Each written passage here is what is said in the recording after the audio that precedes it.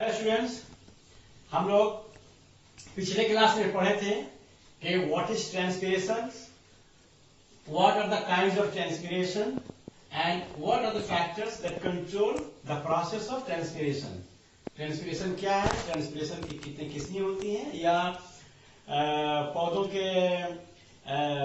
Different parts में कहाँ कहाँ ट्रांसपिरेशन होता है, और ट्रांसपिरेशन के ऊपर के कौन कौन से अवामिल उस पर असर अंदाज होते हैं। हम यहां तक पढ़ चुके थे। आज हम लोग पढ़ेंगे एडवांटेज ऑफ ट्रांसपिरेशन, मतलब ट्रांसपिरेशन के अमल से क्या फायदा होता है।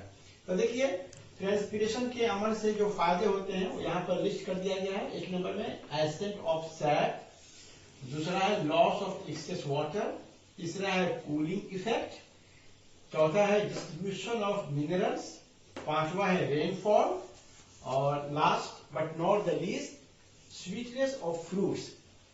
सबसे पहले आते हैं एसेंट ऑफ सैप के ऊपर। देखिए, फर्स्ट कर लीजिए कि एक वाटर ट्यूब लीजिए, वाटर ट्यूब जिसका दोनों एंड ओपन हो, एक सिरा इधर भी खुला हो और एक सिरा इधर भी खुला हुआ, ठीक है।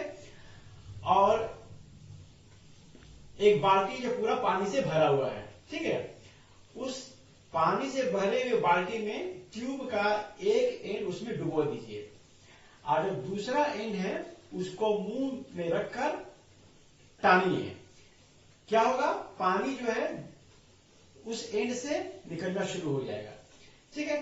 तो एक एंड से पानी निकलना शुरू हो जाएगा, और बाल्टी में जो पानी भरा हुआ है उस बाल्टी में पानी का लेवल आहिस्ता आहिस्ता क्या होगा, नीचे चला जाएगा। यानी बाल्टी में जो पानी है उस ट्यूब के एक एंड से होता हुआ पाइप के जरिए से दूसरे एंड से निकल जाता है, ठीक है।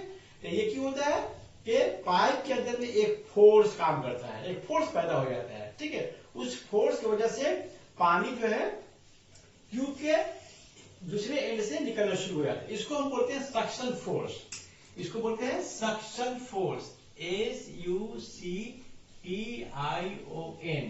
सक्शन फोर्स, ठीक है। तो देखिए, पौधों में ट्रांसपिरेशन का अमल होता है। ट्रांसपिरेशन कहां से होता है, पत्तों से होता है, यानी पत्तों से पानी का इखराज होता है। माने पौधा है, पौधे का सबसे टॉप हिस्सा जो है पत्तों वाला हिस्सा है, वहां से पानी का इखराज हो रहा है, ठीक है। और जड़ क्या करता है, जमीन से पानी को खींचता है। तो ऊपर से जब पानी का लॉस होता है और नीचे से जमीन से मिट्टी से जड़ जो है पानी खींचता है। तो जाइलम जो है जिसके जरिए पानी और मादनियात जो है मिट्टी जड़ से पत्तों तक पहुंचता है, तो वो जो जाइलम है उस जाइलम के अंदर में जो एक सक्शन फोर्स पैदा हो जाता है। इस सक्शन फोर्स की वजह से क्या होता है, पत्तों से पानी का इखराज होता है, और इसी फोर्स की वजह से क्या होता है, जड़ जो है तेज रफ्तार से जो है मिट्टी से पानी और जो है मादनियात को जज्ब करने में कामयाब हो जाती है। तो ट्रांसपिरेशन के अमल से पूरे जाइलम में क्या होता है, एक सक्शन फोर्स पैदा हो जाता है, और इसके वजह से पानी और मादनियात जो है जज्ब होकर फिर पौधों के मुख्तलिफ हिस्सों में पहुंच जाती है। दूसरा है loss of excess water. Transpiration के अमल हम पढ़ चुके हैं कि पौधे को जो है फोटोसिंथेसिस के दौरान कार्बोहाइड्रेट तैयार करने के लिए पानी की जरूरत पड़ती है, लेकिन जितना पानी की जरूरत पड़ता है उतना पानी इस्तेमाल हो जाता है। अब बाकी जो पानी है जो पौधों को नहीं चाहिए वो अब उसके लिए फाजिल हो गया, तो उसका इखराज क्या है, जरूरी है। तो इस अमल के जरिए से जो है फाजिल पानी जो है पौधों के जिस्म से जो है क्या होता है, बाहर निकल जाता है। तो ट्रांसपिरेशन के अमल का एक फायदा ये हुआ कि पौधों के जिस्म से फाजिल पानी जो है पौधों के जिस्म से बाहर निकल जाता है। तीसरा है कूलिंग इफेक्ट। कूलिंग इफेक्ट मतलब देखिए, दिन भर पेड़ पौधा जो है सूरज की रोशनी में खड़ा रहता है, इसका बॉडी पूरा गर्म हो जाता है, ठीक है।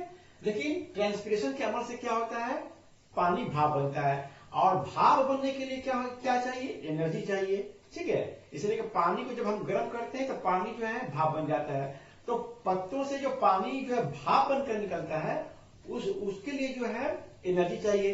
तो पौधों के जिस्म से जो है वो एनर्जी क्या होता है, वही जो है उसके अंदर में खर्च हो जाता है। इस तरह से पौधों के बॉडी से क्या होता है, जिसम से एनर्जी जो है निकल जाता है, जिससे क्या होता है पौधे जो है ठंडा, पौधे भी जो है ठंडा, उसका जिस्म ठंडा रहता है। और दूसरी बात यह है कि चूंकि पौधों के पत्तों से जो है पानी का इखराज होता है, ट्रांसपिरेशन का अमल होता है, इसीलिए गर्मी के दिनों में पौधों के पेड़ पौधों के नीचे या दरख्त के नीचे खड़ा रहने में जो है इंसान को जो है बहुत ही राहत मिलता है। ठीक है, तो इसका ये एक फायदा ये भी हुआ। चौथा है डिस्ट्रीब्यूशन ऑफ मिनरल्स। हम पढ़ चुके हैं कि ट्रांसपिरेशन के अमल में जो है सक्शन फोर्स पैदा हो जाता है जाइलम के अंदर में।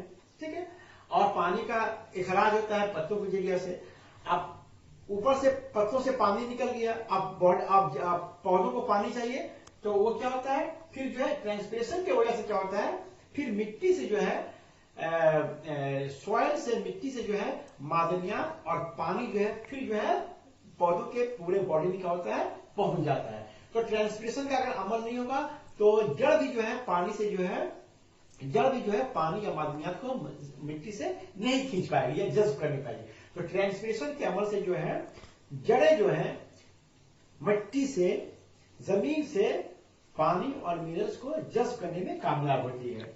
उसके बाद है रेनफॉल।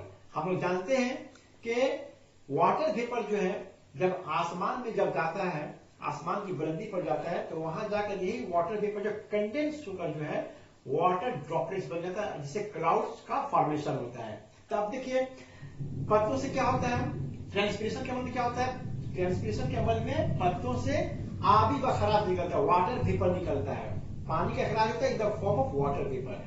तो अब जंगलों के बारे में सोचिए, जितना जंगल में क्या होते हैं, बहुत सारे पेड़ पौधे होते हैं, और हर एक पत्ता से जो है ना वाटर वेपर क्या होता है इखराज होता है। तो इतने सारे जब वाटर वेपर जो है एक साथ जब निकलेंगे, आप ऊपर जाएंगे तो क्लाउड का फॉर्मेशन होता है और फिर बारिश होता है। तो ट्रांसपिरेशन के अमल की वजह से क्या होता है कि वाटर वेपर क्लाउड में तब्दील हो जाता है और फिर जो है बारिश होती है। यानी बारिश के बरसने में जो है ट्रांसपिरेशन का अमल जो है एक बहुत बड़ा कलीदी रोल है। स्वीटनेस ऑफ फ्रूट्स, फल भी जो है मीठा हो जाता है। फलों के अंदर जो सेल्स होते हैं ट्रांसपिरेशन के अमल से फलों के सेल से जो है पानी थोड़ा सा निकल जाता है, जिससे उसे क्या होता है डाइल्यूटनेस कम हो जाता है। पानी का डाइल्यूटनेस कम होने से क्या होता है फल जो है नीचे हो जाती है। तो ये था advantages of transpiration, advantages of transpiration. तो पहला हुआ ascent of sap, loss of excess water, cooling effect, distribution of minerals, rainfall और sweetness of fruits. Disadvantages of transpiration, इससे पहले हम लोग पढ़ चुके हैं कि ट्रांसपिरेशन की क्या एडवांटेजेस है, अब कुछ इसके डिसएडवांटेजेस हैं।